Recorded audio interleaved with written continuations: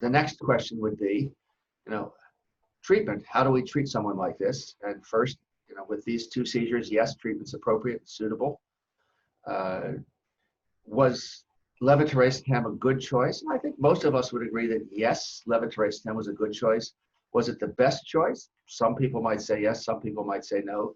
There are a number of drugs that have been shown to be effective in idiopathic generalized epilepsy, and levetiracetam is one of them, lamotrigine is another, valproate is another, zonisamide has effectiveness, perampanel has effectiveness.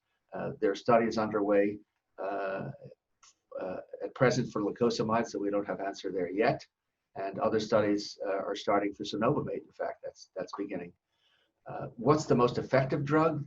The most effective drug is probably valproate. I think there are a number of good studies that you can look at, and the chances of becoming seizure-free or having prolonged, persistent seizure-free intervals are highest with valproate. But valproate also has more in the way of side effects than some of these drugs, or other side effects, we can say.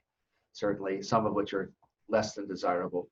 If it were a woman of childbearing age, a teenage girl, for example, we would all hold off on prescribing valproate. I wouldn't say never, but I would personally wait until at least a couple of drugs have failed before thinking about it, maybe even 3 drugs, because of the teratogenic potential. Though doses of 750 milligrams per day or less are reasonably tolerated and have a pretty low incidence of teratogenic potential, as well as adverse cognitive effects.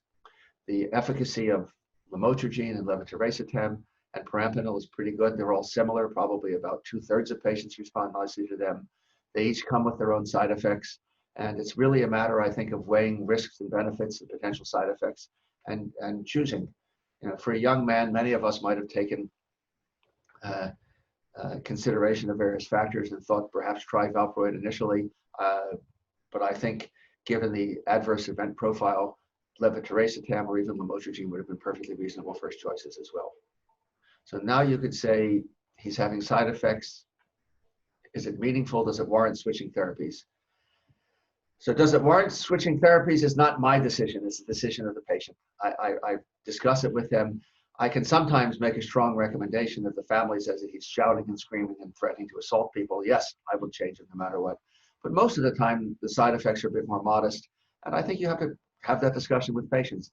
Is it bothering you or those around you in the case of irritability and aggressiveness a lot or a little? I have a number of people who report occasional mild irritability, but it doesn't bother them. I ask their relatives, and the relatives say they don't really notice anything, and we don't have to change it. In this case, hearing aggressive behavior, he certainly should be switched. And again, how do we decide? As I said before, there are a number of drugs that are good. Lamotrigine would be a reasonable choice. Valproate, I think, would be the choice that would be best in terms of highest probability of making him seizure-free. Perampanel would be a good choice and is approved as well. Zonisamide would also be a reasonable choice.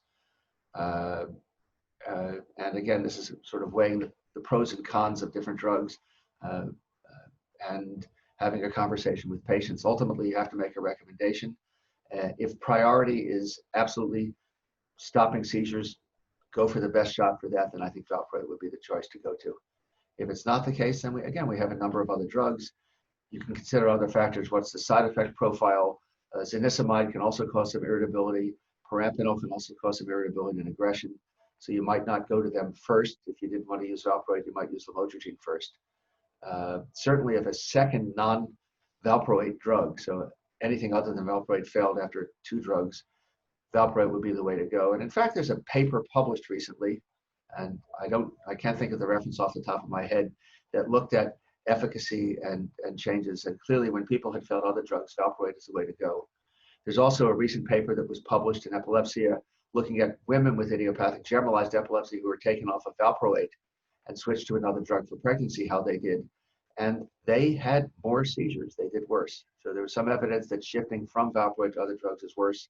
It was not a randomized controlled trial, so it suffers from limitations, but it's one bit of data that give you a little bit of caution. If he only had tonic-clonic seizures, a variety of drugs are good.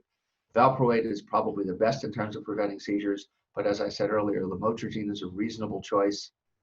Perampanel is a reasonable choice. Zonisamide is a reasonable choice. And some people may use other drugs off-label. Since there's a story of staring and we're suspicious that he in fact has absence seizures though, that would make a strong argument for using valproate. And this would be one case where if you're not sure if he's having abscesses, doing some ambulatory monitoring in this case might be very helpful to clearly establish is the staring that the teachers notice absence seizures or not. If they are, then we have to use a good anti-absence drug. And there really are two good anti-absence drugs that we know about right now that are in common use, valproate and ethosuximide. A third one, which is also good, which is not used so commonly, is methosuximide, a close chemical relation of ethosuximide. None of the other drugs are especially good. Levetiracetam works somewhat. It's not the greatest, but it does work somewhat, which is why I think it was reasonable for this teenager. Lamotrigine is not very good. The efficacy of lamotrigine over the course of a year in the major study published by Glauser and colleagues, the early version in New England Journal, later version in Epilepsy, had only 25% of patients being seizure-free at the end of the year.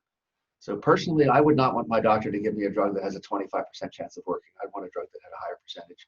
So valproate would really be good. And we have no teratogenic concern since he's a male. If he were a female, that's trickier, and you might want to use something else. Probably lamotrigine would be my next choice if he were female. And then I would assess to see if he's still having abscesses, maybe with ambulatory monitoring, even if history is unclear, and then make a decision as to whether or not to add ethosuximide to lamotrigine to try to handle both the tonic-clonic and the absence seizures.